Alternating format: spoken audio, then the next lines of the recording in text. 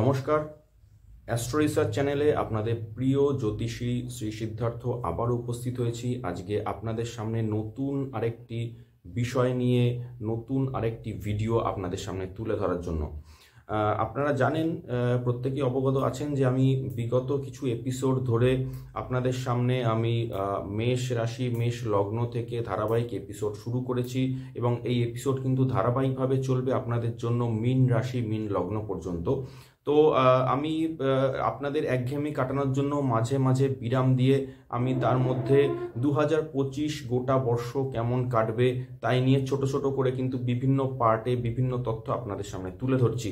তো আজকে বন্ধুরা, আমি বহু আমার ভক্ত শুভানুধ্যায়ীর অনুরোধে আমি আপনাদের সামনে তুলে ধরতে চলেছি 2025 সালে গোটা ভারতবর্ষ কেমন কাটবে, ভারতবর্ষের ইকোনমিক, ভারতবর্ষের বা সোশ্যাল, ভারতবর্ষের ইকো সোশ্যাল, ভারতবর্ষের পলিটিক্যাল, ভারতবর্ষের ওয়েদার, ক্লাইমেট, এভরিথিং।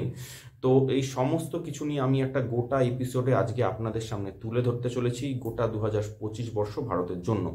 আপনাদের সামনে আপনাদের কাছে আমার অনুরোধ, আমার যে সমস্ত ভক্ত শুভানুধ্যায়ী এবং বন্ধুগণ যারা আমার এই ভিডিও চ্যানেলে নিয়মিত দেখেন, তাদের মধ্যে যারা এখনো পর্যন্ত এই আমার চ্যানেলটি সাবস্ক্রাইব করে ওঠেননি, তাদের কাছে আমার অনুরোধ আপনারা অবশ্য করে আমার চ্যানেলটি সাবস্ক্রাইব করে নেবেন।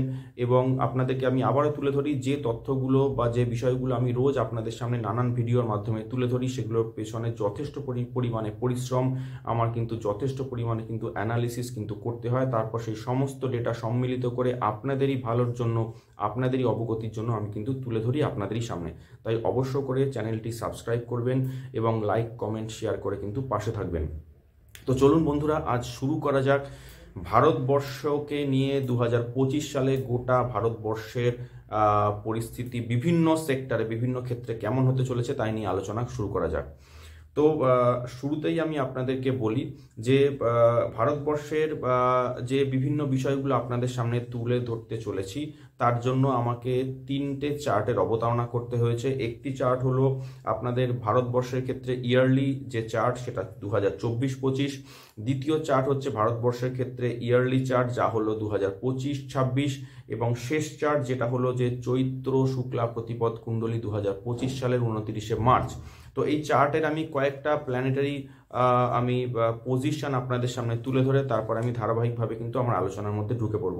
দেখুন, ভারতবর্ষের যা বর্ষফল সেটা 2025 সালে আপনাদের ক্ষেত্রে লগ্ন ছিল মকর, সেখানে দ্বিতীয় ভাগে শনি, তৃতীয় রাহু, পঞ্চমে মঙ্গল বৃহস্পতি, সপ্তমে রবি, অষ্টম স্থানে বুধ শুক্র, নবমে কেতু এবং একাদশ স্থানে কিন্তু চন্দ্র অবস্থান করেছে। এবং আপনারা জানেন যে যেহেতু ভারতবর্ষের ক্ষেত্রে স্বাধীনতা আপনার এসেছিল 1947 সালের 15ই আগস্ট, তো ভারতবর্ষের ক্ষেত্রে কিন্তু বার্ষিক রাশিফল বা বর্ষফলটা কিন্তু শুরু হয় বছরের মাঝামাঝি থেকে। তাহলে 2025-এর মাঝামাঝি পর্যন্ত আমি যে প্ল্যানেটারি অ্যাসপেক্ট বললাম বা যে বর্ষফল বললাম সেই অনুযায়ী কিন্তু কাজ হবে। এরপরে ভারতবর্ষের বর্ষফল 2025-এর অগাস্ট থেকে যেটা শুরু হবে সেটা যা চলবে 2025-26 বর্ষের জন্য, সেইখানে প্ল্যানেটারি পজিশনটা আপনাদের একটু বলে দিই। সেখানে আপনাদের ক্ষেত্রে লগ্ন আসবে বৃষলগ্ন, যা অ্যাকচুয়ালি ভারতবর্ষের ক্ষেত্রে ন্যাটাল চার্টের ক্ষেত্রেও বৃষলগ্ন। তাহলে বর্ষফলের চার্টের লগ্ন এবং ভারতবর্ষের ন্যাটাল চার্টের লগ্ন সমান হয়ে গেল।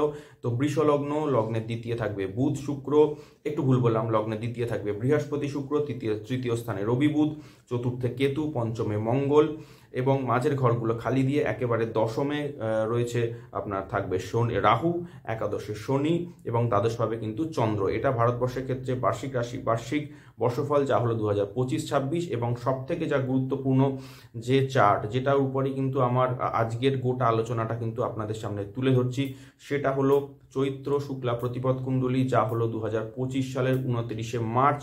এবং এটা হলো মোস্ট ইম্পর্টেন্ট। আমার এই তিনটে চার্টের মধ্যে সব থেকে গুরুত্বপূর্ণ, সব থেকে ভাইটাল আমি যা পেয়েছি তা হলো যে এখানে ভারতবর্ষের লগ্ন এসেছে সিংহ লগ্ন, লগ্নের দ্বিতীয় কেতু, মাঝে পুরোটা খালি, সপ্তম ভাবে শনি এবং অষ্টম ভাবে অর্থাৎ মীন রাশিতে 6টি গ্রহের ডিপোজিট।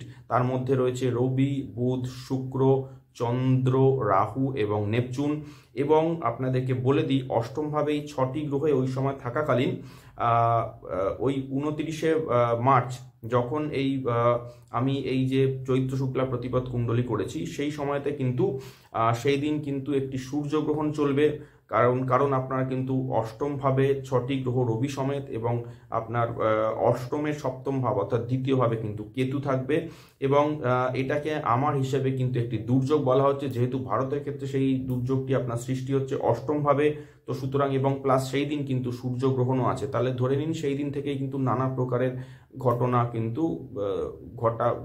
কিন্তু ঘটতে শুরু করবে। আমি আসছি আলোচনায় এবং বলে দিই, ওই দিন সপ্তম যে প্ল্যানেট অর্থাৎ শনি, সে কিন্তু ঠিক তার আগের ভাবে অর্থাৎ কুম্ভ রাশিতে থাকবে 29°58' অর্থাৎ মাত্র 2 মিনিটের গ্যাপ। তো ওই দিন রাতেই রাত্রি 9:44 শনিও প্রবেশ করে যাবে মীন রাশিতে, অর্থাৎ মীন রাশিতে 7টি গ্রহের ডিপোজিট থাকবে ভারতবর্ষের ক্ষেত্রে, যা হলো ভারতবর্ষের অষ্টম ভাব। তো এক কথায় আমার প্রেডিকশন বলছে যে 2025 সাল ভারতের জন্য কিন্তু ধর্মযুদ্ধের বর্ষ, অর্থাৎ রিলিজিয়াস ওয়ার কিন্তু ভারতবর্ষে ঘটবে, একদম আমি কনফার্ম নিশ্চিত। এবং সেটা চৈত্র প্রতিপদা কুণ্ডলী থেকে একেবারেই কিন্তু পরিষ্কার। এবং এই বছরে কিন্তু শুভ অশুভ অথবা ভালো মন্দের মধ্যে কিন্তু নির্ণায়ক যুদ্ধ কিন্তু নির্দেশ করছে। তার সাথে আমি বলে দিই যে অষ্টম ভাবে যেহেতু লগ্ন লর্ড রবি নিজে বসে গ্রহণ তৈরি করছে এবং তার সাথে সাথে ভারতবর্ষের ন্যাটাল চার্ট অর্থাৎ বৃষ লগ্নের যে লগ্নপতি শুক্র, সেও ওইখানে ডিপোজিটের অবস্থায়, মিনে শুক্র উচ্চস্থ অবস্থায় কিন্তু রেট্রোগ্রেড বা বক্রী অবস্থায় রয়েছে। তার সাথে ভারতবর্ষের চার্টের ক্ষেত্রে, যা ন্যাটাল চার্টের ক্ষেত্রে দ্বিতীয় এবং পঞ্চমপতি বুধ, এবং এই চৈত্র শুক্লার প্রতিপদ চার্টের ক্ষেত্রে দ্বিতীয় এবং একাদশপতি বুধ, তা কিন্তু ওই একই জায়গায় কিন্তু অষ্টম ভাবে কিন্তু রেট্রোগ্রেড অবস্থায়, নিচস্থ অবস্থায় কিন্তু বসে রয়েছে। অষ্টম ভাব থেকে যা নির্দেশ পাওয়া যায় আপনাদের আমি বলি, অষ্টম ভাব থেকে নির্দেশ পাওয়া যায় অবস্ট্যাকলস বা বাধা, বিভিন্ন প্রকার চ্যালেঞ্জেস, স্ক্যান্ডেলস, নানা প্রকারের ডিজিজ বা রোগ, কোনো প্রকারের নাশ অবস্থা বা কোনো কিছু শেষ হয়ে যাওয়া বোঝায়। এর সাথে সাথে কিন্তু হিডেন থিংস বা লুক্কায়িত বস্তু, নানা প্রকারের কনস্পিরেসি বা ষড়যন্ত্র, হিডেন এনিমি বা গুপ্ত শত্রু, এই সব কিছু কিন্তু অষ্টম ভাব থেকে নির্দেশ করে। এবং ভারতবর্ষের ক্ষেত্রে এই সমস্ত কিছু কিন্তু এই বছর অ্যাক্টিভ হবে, অর্থাৎ এই সমস্ত বিষয় থেকে ভারতের বিপদ কিন্তু 2025 বর্ষে কিন্তু গোটা বর্ষ ধরে কিন্তু আপনারা দেখতে পাবেন। আমি যা পাচ্ছি যে আন্তর্জাতিক নানা প্রকারের এনগেজমেন্ট, ইন্টারন্যাশনাল মেডলিং, ইন্টারন্যাশনাল এনগেজমেন্ট এবং ইন্টারন্যাশনাল ইস্যুস ইত্যাদির কারণে ভারতবর্ষে কিন্তু বিস্তর বৃহৎ আকার প্রবলেমস বা সমস্যা তৈরি হবে। প্লাস যারা দেশকে কিন্তু দ্বিখণ্ডিত করতে চাইছে বা যারা দেশকে ডিসইন্টিগ্রেট করতে চাইছে, এই রকম যে সমস্ত পাপী শক্তি বা এই ধরনের যা বৈদেশিক শক্তি, তাও কিন্তু এই বছর সুপার অ্যাক্টিভ হবে, সেটা কিন্তু অষ্টম ভাব থেকে একেবারেই পরিষ্কার।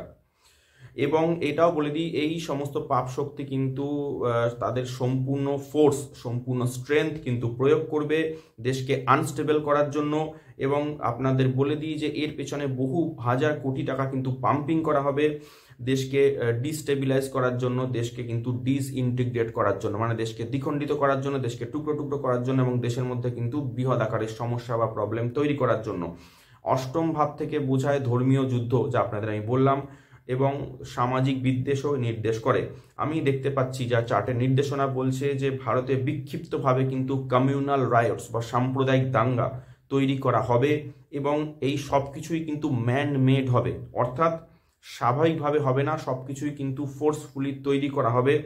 সামাজিক আন্দোলন অর্থাৎ যে সমস্ত সোশ্যাল মুভমেন্ট আপনারা অতীতে দেখে এসেছেন, তো সেই সমস্ত সোশ্যাল মুভমেন্টকে এখন অন্যান্য ভিন্ন আকারে আপনারা দেখতে পাবেন, যে কীরকমভাবে যে সোশ্যাল মুভমেন্ট বা সামাজিক আন্দোলনের মাধ্যমেও কিন্তু দেশকে ডিস্টার্ব করার গভীর ষড়যন্ত্র চলবে।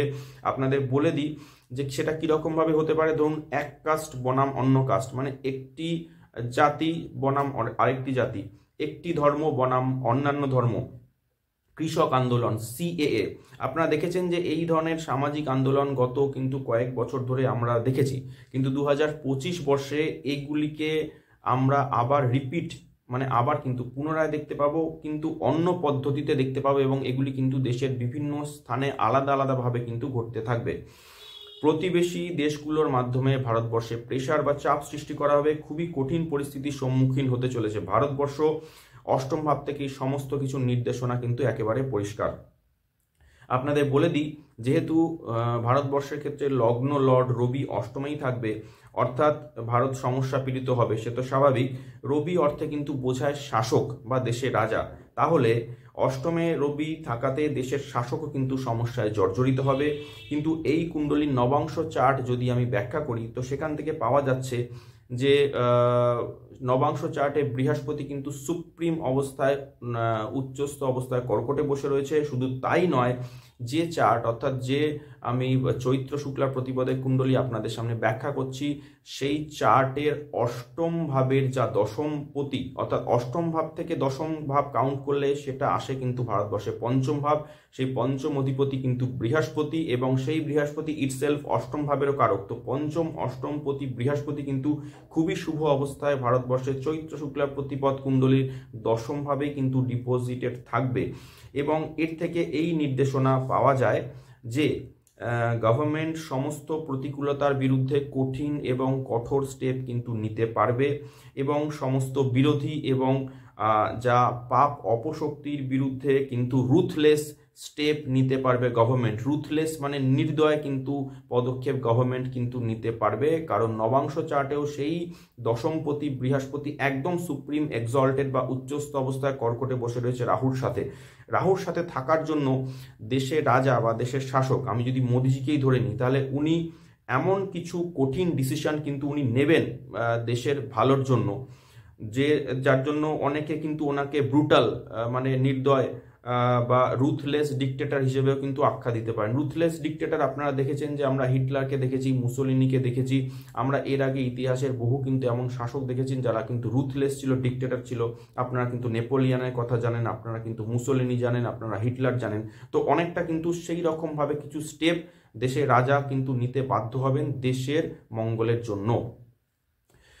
অষ্টমভাবে 7টি গ্রহের সমাবেশ, ইন্টারন্যাশনাল মিডিয়া দ্বারা ভারতের এগেইনস্টে এমন কিছু রিপোর্ট, এমন কিছু আপনার তথ্য, এমন কিছু ফলস রিপোর্ট কিন্তু পাবলিশ করা হবে, যেটা এবং সেই সমস্ত রিপোর্টগুলোকে কি হবে, ওদের যারা লোকাল এজেন্টস, ওদের যারা লোকাল যারা সাঙ্গপাঙ্গ যারা আমাদের দেশে কিন্তু রয়েছে, তারা কিন্তু ওই দেশে ওই ইস্যু নিয়ে, মানে ওই ইন্টারন্যাশনাল ফলস রিপোর্ট নিয়ে কিন্তু হাঙ্গামা সৃষ্টি করবে। অতীতে এই ধরনের ঘটনা হয়ে গেছে, আপনারা দেখেছেন, আবার কিন্তু এই ধরনের ঘটনা হতে চলেছে। গত কয়েক বছর লাগাতার এমনি চলেছে। দেখেছেন যে আপনারা যে বিদেশে একটি রিপোর্ট পাবলিশ হলো, এবং তাই নিয়ে কিন্তু এখানে parliament, supreme court, social organization তারা কিন্তু সুপার অ্যাক্টিভ হয়ে গেল, এবং এবছর এই পরিমাণ কিন্তু বাড়বে। এবং তাও আমি বলে দিচ্ছি যে এই রকম যারা মানুষ আছেন, যে যারা দেশের বিরুদ্ধে কুৎসা করে বা দেশের বিরুদ্ধে অপপ্রচার করে দেশকে ছোট করতে চাইছেন বা দেশকে কিন্তু দেশের মান সম্মান নষ্ট করতে চাইছেন, তাদের জন্য আমি একটা সূচনা আমার এই ভিডিওর মাধ্যমে দিতে চাইছি যে 2025 বর্ষ কিন্তু আপনাদের জন্য খুবই খারাপ বর্ষ হিসেবে সূচিত হতে চলেছে। তার কারণ হচ্ছে, আপনারা যত বেশি কুৎসা করবেন তত বেশি করে কিন্তু আপনাদের বিরুদ্ধে কঠিন স্টেপস নেওয়া হবে, এবং আপনাদের বলে দিই যে খুবই স্ট্রং অ্যাকশন কিন্তু আপনাদের বিরুদ্ধে নেওয়া হতে চলেছে। আপনাদের বদমাইশি তো শেষ হবেই, এটা বলা যেতে পারে যে আপনারা যে কেরিয়ারের উপর বেস করে এই ধরনের কাজগুলো করবেন, সেই কেরিয়ারও কিন্তু এন্ড আপ বা ফিনিশ হয়ে যাবে। আমি বলে দিচ্ছি যে এই রকম বহু বদমাইশ লোকের কিন্তু মুখোশ খুলে যাবে। অনেক স্ক্যান্ডেলস যা দেশের মধ্যে এখনো লুকিয়ে আছে, এই সমস্ত লোক যারা পেছনে করে চলেছেন, সেই সমস্ত অনেক স্ক্যান্ডেলস কিন্তু পর্দাফাশ হবে। আমি এটাও পাচ্ছি যে অষ্টম ভাব থেকে এমন নির্দেশ আমি পাচ্ছি যে এই বছর কিছু বড় লিডার, কিছু বড় নেতা বা বড় সেলিব্রিটি যারা রয়েছেন, তারা কিন্তু অনেকেই তাদের মধ্যে অনেকেই কিন্তু মৃত্যুতুল্য কষ্ট পাবেন, বা তাদের কিন্তু মৃত্যুও হতে পারে। এই সংকেত কিন্তু চার্টের অষ্টম ভাব থেকে পরিষ্কার নির্দেশ করছে, এবং এরকমও হতে পারে যে অনেকের কিন্তু কেরিয়ার পুরোপুরি শেষ হয়ে যাবে। যাই হোক, আমি এটাও বলে দিচ্ছি যে পুরাতন কোনো ইস্যুস, পুরাতন কোনো গুপ্ত স্ক্যান্ডেলস কিন্তু প্রকাশ পেতে পারে বড় নেতা বা বড় সেলিব্রিটিদের। চলে আসি ভারতের প্রতিবেশী দেশগুলোর সাথে ভারতের সম্পর্ক নিয়ে আলোচনায়। আপনারা জানেন যে ভারতের বেশ কিছু প্রতিবেশী দেশ, যেরকম পাকিস্তান, বাংলাদেশ, যারা ইদানিং খুবই লাফালাফি করছে, আমি কথাটা সজ্ঞানেই বললাম, তো তারা কিন্তু ভারতের বিপুল শক্তি প্রমাণ তারা এই বছরেই কিন্তু পেয়ে যাবে। আপনারা জানেন যে গত 10 বছরে কিন্তু প্রতিবেশী দেশের এমন অনেক বদমাইশি কিন্তু ভারত খতম করে দিয়েছে। আপনাদের আমি বলে দিই যে পাকিস্তান তো রীতিমতো কোণঠাসা হয়েই আছে, এবং যে পাকিস্তান, আপনাদের আমি বলি যে পাকিস্তান কিন্তু স্বাধীনতা পরবর্তী সময় অর্থাৎ 1947-এর 15 অগাস্টের পর থেকে ভারতকে ইন্টারন্যাশনালি এবং ইন্টারনালি কিন্তু ভারতকে ট্রাভেল দেওয়ার চেষ্টা বরাবর করে এসেছে। সেই পাকিস্তানও কিন্তু এখন তো বিপুল গাড্ডায় পড়ে গেছে। পাকিস্তান নিয়ে আমি আলোচনায় আসছি। পাকিস্তান বিপুল গাড্ডায় কিন্তু এই মুহূর্তে পড়ে আছে, এবং পাকিস্তান নিয়ে আমি আপনাদের বলে দিই, আমি পূর্বের ভিডিওতে কিন্তু আমি পাকিস্তান নিয়ে একটা এপিসোড আপনাদের সামনে তুলে ধরেছিলাম। সেখানে আমি পরিষ্কার মেনশন করে দিয়েছি যে 2025 কিন্তু পাকিস্তানের জন্য খুবই খারাপ আসতে চলেছে, এবং আপনারা কিন্তু 2025-এর শুরু থেকেই কিন্তু দেখতে পাচ্ছেন যে পাকিস্তানের কি করুণ পরিস্থিতি চলছে। তালিবানের দ্বারা আক্রমণ আপনারা দেখতেই পাচ্ছেন, পাকিস্তানকে জেরবার করে দিয়েছে, দেখে নিয়েছেন। আপনাদের আমি বলে দিই, আপনাদের আমি আগের এপিসোডগুলোতে আমি আগেও বলে দিয়েছি যে শনি শতভিষা নক্ষত্রে অর্থাৎ 24 নম্বর নক্ষত্রে প্রবেশ করলে পরে পাকিস্তানের ডাউনফল বা পতন শুরু হবে, এবং শনি শতভিষার পরে উত্তর ভাদ্রপদ নক্ষত্রে যতদিন থাকবে, এবং যখন থাকবে প্রায় 2.5 বছর, এবং উত্তর ভাদ্রপদ নক্ষত্র যখন শনি পুরোপুরি ত্যাগ করে যাবে ততক্ষণে পাকিস্তান পুরোপুরি শেষ হয়ে যাবে। আপনাদের আমি বলে দিতে চাইছি যে 2024 থেকে যে খেলা পাকিস্তানে শুরু হয়ে গেছে, অলরেডি শুরু হয়ে গেছে, আপনারা দেখতেই পাচ্ছেন গোটা পাকিস্তান জুড়ে। 2025-এর থেকে আমি আপনাদের এই সংকেত দিতে চাইছি যে 2025 থেকে পাকিস্তান কয়েকটি টুকরোয় ভাঙার প্রসেস কিন্তু শুরু হয়ে যাবে, এবং আপনারা এর সংকেত এখন অলরেডি পরিষ্কার কিন্তু দেখতে পাচ্ছেন।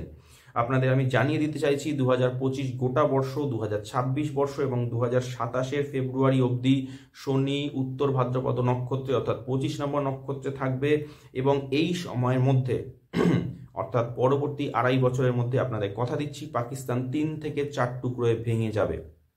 এই কথাটা মিলিয়ে নেবেন। আমি চলে আসি ভারতের অন্যান্য প্রতিবেশীর সাথে সম্পর্কের বিষয়ে চলে আসি।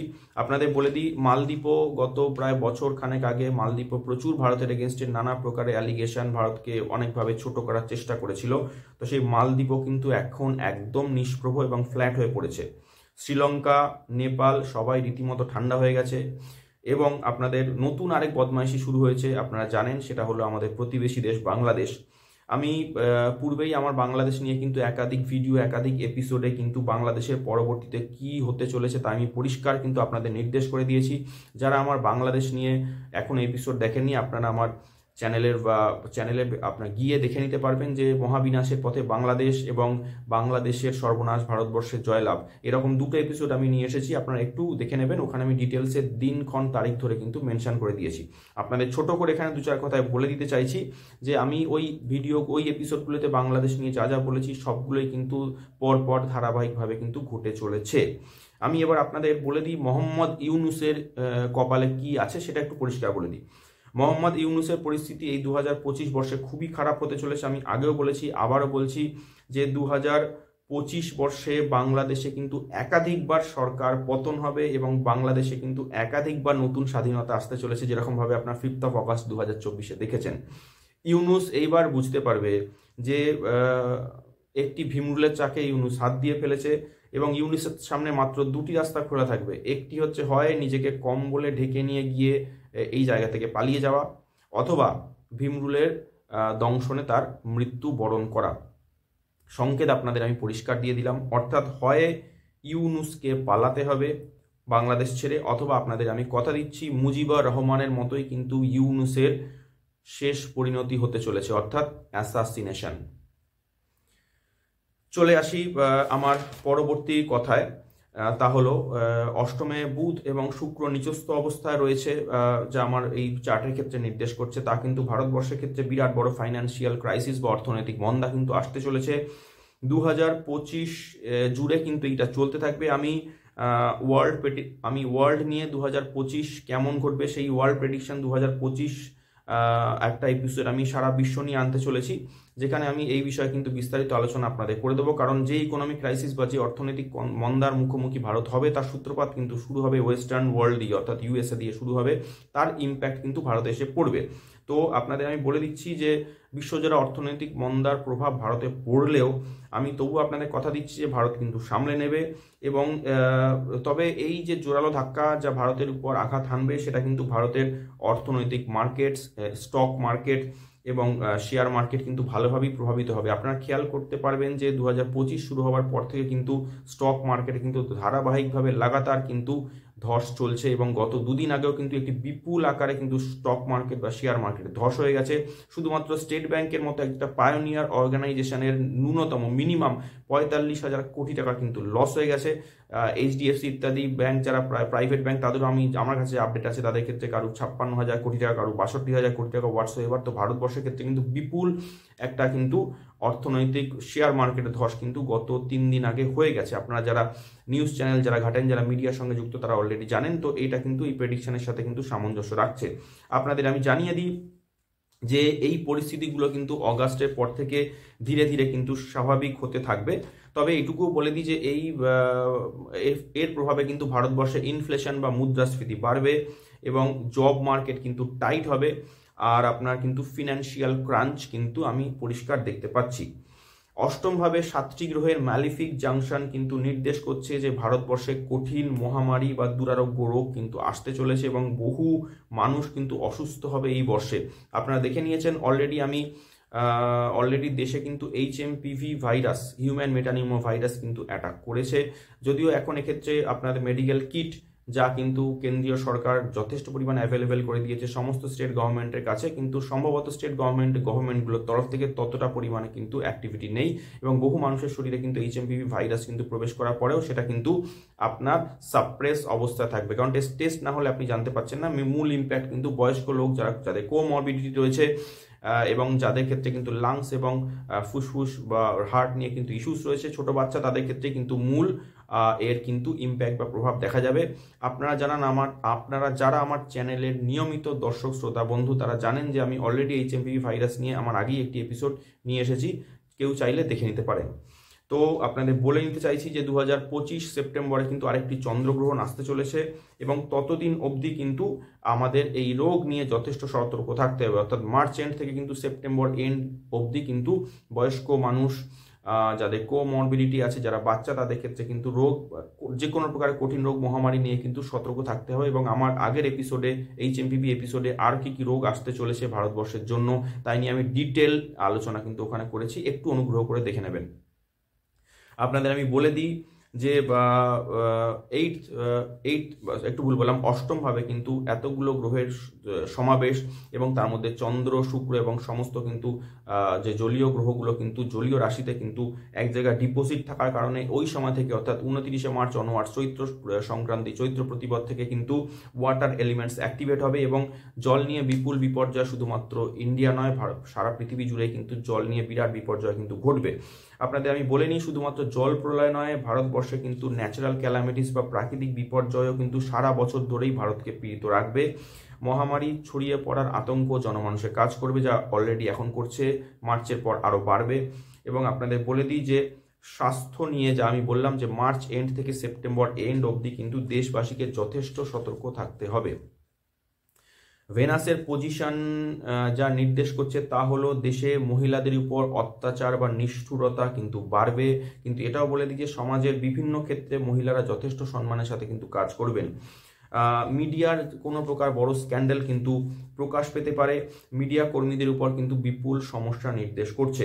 আমি আপনাদের একটু আগেও বললাম, আরেকবার আমি পয়েন্টটা নোট করছি যে সেলিব্রিটি, কোনো বড় স্টার বা কোনো বড় লিডার কিন্তু 2025-এ মৃত্যুতুল্য কষ্ট পাবেন বা তাদের মধ্যে কারুর কিন্তু মৃত্যু একেবারে নিশ্চিত।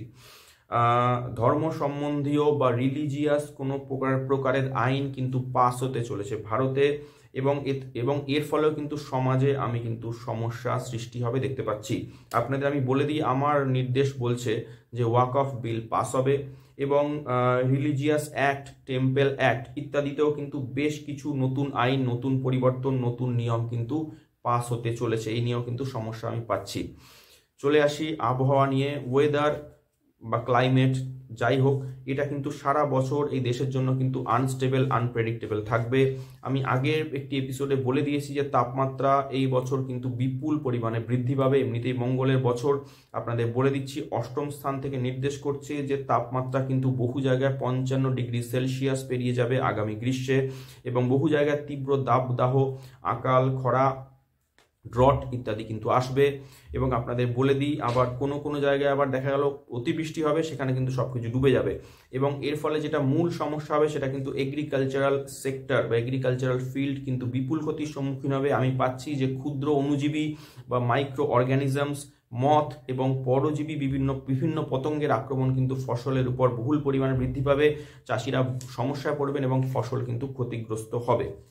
আমি তো খারাপ জিনিসগুলো নিয়ে আলোচনা করলাম, কিছু ভালো পয়েন্ট নিয়েও আমি আপনাদের সামনে তুলে ধরি। ভালো যদি বলতে চান বা গুড রেজাল্টস, তাহলে আমি বলে নিতে চাইছি যে অষ্টমভাবে 7টি গ্রহের সমন্বয়, অথচ একই সাথে অষ্টমপতি বৃহস্পতি নিজে কিন্তু দশমভাবে ভালো স্থিতিতে রয়েছে। অর্থাৎ আপনাদের বলে দিতে চাইছি ভারত কিন্তু রিসার্চ বা গবেষণা ফিল্ডে কিন্তু খুবই ভালো করবে এই বছর। নতুন বেশ কিছু পেটেন্টস মিলবে, নতুন R&D বা নতুন রিসার্চ অ্যান্ড ডেভেলপমেন্ট এবং নতুন স্টার্ট আপ, অর্থাৎ যারা রিসার্চ অ্যান্ড ডেভেলপমেন্ট নিয়ে যে সমস্ত কোম্পানি নতুন স্টার্ট আপ খুলেছেন তারা কিন্তু যথেষ্ট ভালো ফলাফল করবে।